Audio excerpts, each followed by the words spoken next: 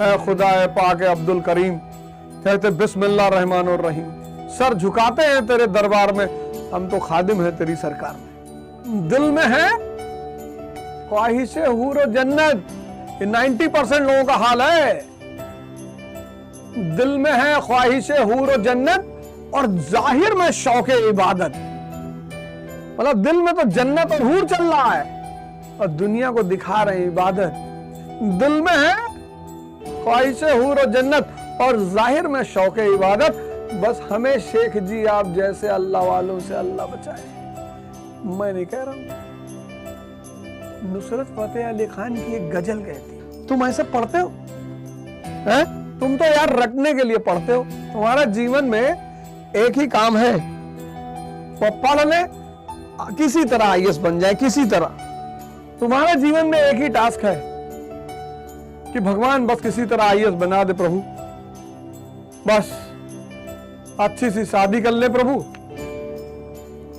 6-7 लड़के बच्चे हो जाएं, कोई पूछता क्यों आईएएस बनना चाहते हो, कहते तो देश की सेवा करना चाहते हैं। वो इंटरव्यू बोर्ड वाला और नाराज हो जाता है कि उल्टी सीधी बातें मत कर, देश की सेवा करना चाहते हो तो झाड़ू लगाओ सड़कों पे, सफाई करो, स्वच्छ भारत। समझने के लिए पढ़ो, दिमाग को खोलने के लिए पढ़ो।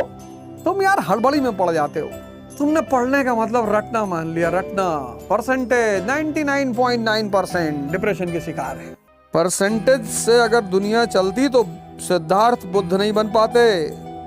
परसेंटेज से अगर दुनिया चलती तो कबीर का आज इतना नाम नहीं होता। परसेंटेज से अगर दुनिया चलती तो कबीर का इतना नाम नहीं होता। परसेंटेज से दुनिया चलती तो विवेकानंद को 0 पर बोलने के लिए कहा गया था शिकागो में। आज भी विवेकानंद मेमोरियल है शिकागो में। उस आदमी ने इतिहास रच दिया, और इतना बड़ा इतिहास कि जिस कमरे में वो रुके, जिस बेड को इस्तेमाल किया, जिस पिलो को इस्तेमाल किया, जिस पेन को इस्तेमाल किया, अमेरिका आज भी प्रोटेक्ट करके रखा हुआ है। इंडियन गवर्नमेंट के मांगने पर नहीं देता, कहता ये मेमोरी है साहब हमारे लिए। इतना बड़ा महान आदमी ईस्ट से आया, हम उसे भिखारी समझ रहे थे, वो सन्यासी निकला। हमें पहली बार जीवन में पता चला कि सन्यास का मतलब क्या होता है। मस्ती में पढ़ा करो यार, टेंशन मत लिया करो। टेंशन लेना नहीं है, कोशिश करो कि देना भी ना पड़े।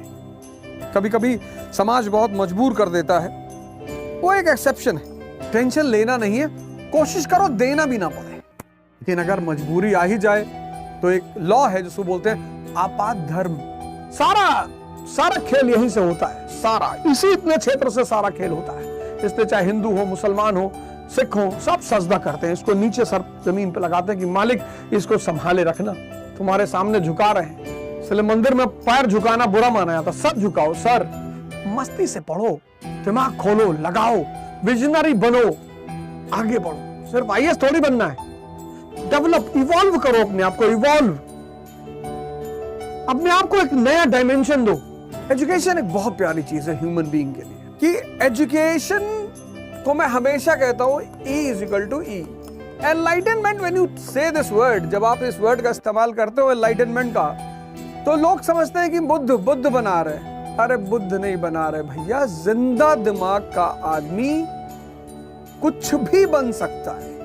रटते हैं लोग, इसीलिए तोते को स्पिरिचुअलिज्म में एक सिंबल माना जाता है। पता बहुत कुछ है, जानते बहुत कुछ है, कुरान, हदीस, पुराण, महाभारत, रामायण, बाइबल सब रटी हुई है, पर अपनी ही जिंदगी उलझी हुई है। और जैसे आप सीखने लगेंगे, जिसको मैं रैंचो मॉडल बोलता हूं, बार बार मैं उसको प्रमोट करता हूं, रैंचो मॉडल, ऑब्जर्वेशन, सिंप्लीफिकेशन, एप्लीकेशन। तुम्हारी सबसे अच्छी चीज क्या होनी चाहिए? तुम्हारी समझदारी, अंडरस्टैंडिंग, ऑब्जर्वेशन। मैं तो ये बात बार बार कह रहा हूं कि इस देश की एजुकेशन पॉलिसी में परसेंटेज और एम्प्लॉयमेंट सेंटर्ड नहीं होनी चाहिए। मेरी क्लास में शायद ही कोई ऐसा लड़का था, शायद, जो नौकरी के लिए तैयारी नहीं कर रहा था मुझे छोड़ के। सब नौकरी के लिए तैयारी कर रहे थे, सब इंजीनियर बनना, डॉक्टर बनना, ये करना है, वो करना है। ये जो आईएएस की तैयारी तुम करते हो ना, तो अब तुम जब स्कूल में पढ़ोगे, स्कूल में क्या करोगे? इनको सेपरेटली पढ़ोगे। ब्रेन क्या है, किडनी क्या है, लीवर क्या है, पैनक्रिया क्या, हार्ट क्या है।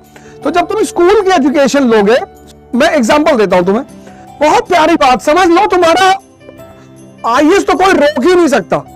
शुरुआत तुम्हें स्कूल लेवल से करनी है, क्योंकि ह्यूमैनिटीज तुमने कभी कायदे से पढ़ी ही नहीं। इसलिए हर आईएएस का एस्पिरेंट शुरुआत कहां से करेगा? स्कूल लेवल से। पहुंचेगा कहां? कॉलेज लेवल पर। फिर